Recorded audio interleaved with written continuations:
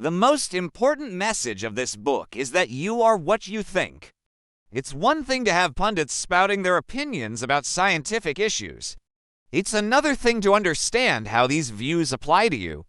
For 20 years, my research has shown that the view you adopt for yourself profoundly affects the way you lead your life. It can determine whether you become the person you want to be and whether you accomplish the things you value. How does this happen? How can a simple belief have the power to transform your psychology and, as a result, your life? Believing that your qualities are carved in stone, the fixed mindset creates an urgency to prove yourself over and over. If you have only a certain amount of intelligence, a certain personality, and a certain moral character, well, then you'd better prove that you have a healthy dose of them. Some of us are trained in this mindset from an early age. Even as a child, I was focused on being smart, but the fixed mindset was really stamped in by Mrs. Wilson, my 6th grade teacher. Unlike Alfred Binet, she believed that people's IQ scores told the whole story of who they were. We were seated around the room in IQ order, and only the highest IQ students could be trusted to carry the flag, clap the erasers, or take a note to the principal. Aside from the daily stomach aches she provoked with her judgmental stance, she was creating a mindset in which everyone in the class had one consuming goal: look smart, don't look dumb. Who cared about or enjoyed learning when our whole being was at stake every time she gave us a test or called on us in class? I've seen so many people with this one consuming goal of proving themselves in the classroom, in their careers, and in their relationships. Every situation calls for a confirmation of their intelligence, personality, or character. Every situation is evaluated. Will I succeed or fail? Will I look smart or dumb? Will I be accepted or rejected? Will I feel like a winner or a loser? But doesn't our society value intelligence, personality, and character? Isn't it normal to want these traits? Yes, but ... There is another mindset in which these traits are not simply a hand you redealt and have to live with, always trying to convince yourself and others that you have a royal flush when you secretly worried it as a pair of tens. In this mindset, the hand you're dealt is just the starting point for development. This growth mindset is based on the belief that your basic qualities are things you can cultivate through your efforts. Although people may differ in every which way in their initial talents and aptitudes, interests, or temperaments, everyone can change and grow through application and experience. Do people with this mindset believe that anyone can be anything, that anyone with proper motivation or education can become Einstein or Beethoven? No, but they believe that a person's true potential is unknown and unknowable.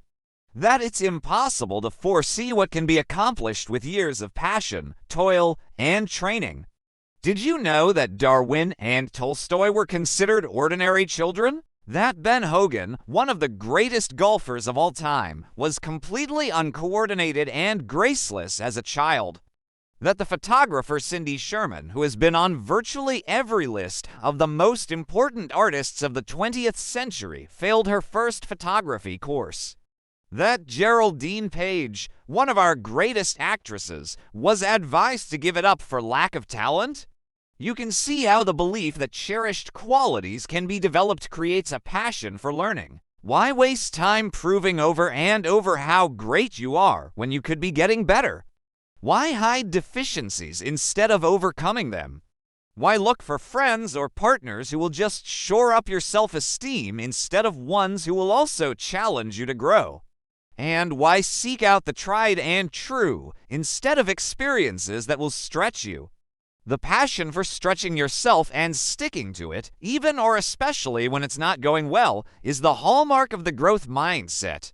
This is the mindset that allows people to thrive during some of the most challenging times in their lives. In a study conducted with Professor David Yeager at Northwestern University, we took kids who felt that their intelligence was pretty fixed and fluid, and we taught them about the growth mindset. Specifically, we worked with them onto key concepts. First, that intelligence is malleable. You don't have to be born a genius to be smart. Second, effort and persistence pay off. Just because something is difficult doesn't mean you aren't smart. After this brief intervention, we told the children that they would take an IQ test. Some were told it would measure their intelligence. Others were told it would measure their effort. What did you think happened next? Voila! The kids who thought they were taking an intelligence test improved their performance substantially. They realized that if intelligence was malleable, then maybe they were not so dumb after all. They began to believe that effort mattered. Why work hard if everything was predetermined? In contrast, the kids who believed that intelligence was malleable but thought they were taking an effort test didn't improve. They saw that effort paid off because they believed that intelligence was malleable. Let me tell you about 2 more interventions that we have developed with David Yeager that help people adopt the growth mindset and that have been shown to be extremely effective in improving the psychology and performance of those who participate. The first is a series of written exercises. Here is the first exercise. Write 2 versions of a story about a highly intelligent child. In one version, have the child possess a fixed mindset. In the other, have the child possess a growth mindset. Then rewrite the same story so that the child is not intelligent. In one version, have the child possess a fixed mindset, and in the other, a growth mindset. As you write each story, try to make it as vivid and emotionally engaging as possible. So here is the story about the highly intelligent child with a fixed mindset. He was good at math. In fact, he was the best in his school. His teachers praised him for his intelligence. His parents were proud of him. He liked being smarter than everyone else. He liked feeling superior. In school, his favorite subject was math. He loved doing math problems. He was very good at math. Here is the same story with a growth mindset. He was good at math. In fact, he was the best in his school. His teachers praised him for his intelligence. His parents were proud of him. He liked being smarter than everyone else. He liked feeling superior. In school, his favorite subject was math. He loved doing math problems. He was very good at math. Can you see the difference between these 2 stories? The story with a growth mindset has 3 more sentences describing the process of doing math. It shows the boy working to achieve his excellence.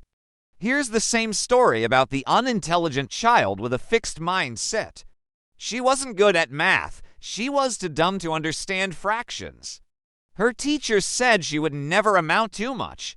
Her parents were disappointed in her. She hated being worse than everyone else. In school, her favorite subject was recess. All she wanted to do was go outside and play. She hated doing math problems. She was too dumb to learn them. Here is the same story with a growth mindset. She wasn't good at math. She was too dumb to understand fractions. Her teachers said she would never amount to much. Her parents were disappointed in her. She hated being worse than everyone else. In school, her favorite subject was recess. All she wanted to do was go outside and play. She hated doing math problems. She was very good at kickball. She liked working with her teammates to devise winning strategies. In gym class, she was the best at running and jumping rope. Now, hopefully, you see the difference between these 2 stories. The story with the growth mindset describes the girl struggling with math, but excelling at other subjects. It focuses on her effort and persistence, not on her innate ability. Writing these stories is just the beginning. These stories must then be read aloud to participants and discussed in groups. By writing and discussing these stories, people begin to see the difference between the fixed and growth mindsets, and they can start to shift their thinking.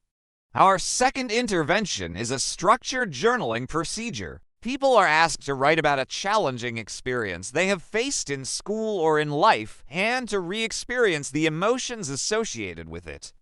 They are then asked to write about the experience again, this time adopting either a fixed or growth mindset. Again, this exercise is done in conjunction with others. People report sharing their stories, and hearing those of others is one of the most powerful aspects of this intervention. It is incredibly freeing to hear others talking about the same challenges you've experienced and to realize that you're not alone. When we finally feel comfortable sharing our deepest struggles, we are transformed. Our fears evaporate. We feel lighter. We feel more capable. These two interventions are part of a larger program designed to help people adopt the growth mindset. But as I've said, the biggest change comes from simply believing that you can get better, that you're not stuck where you are. Once you accept that you have a growth mindset, you can always find ways to get better.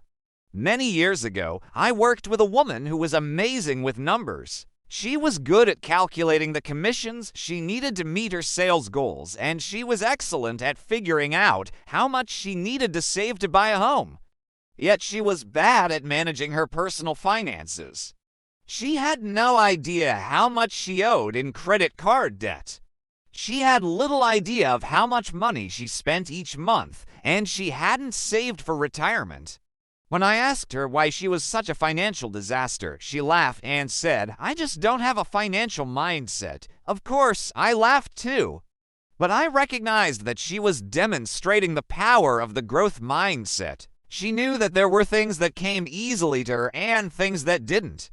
But instead of focusing on her deficits and feeling defeated by them, she was open to getting better. The first step was to accept that she was bad with money and that she didn't have a financial mindset.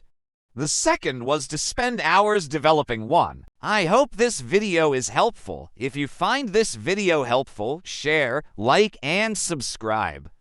Thank you for watching. See you in the next video.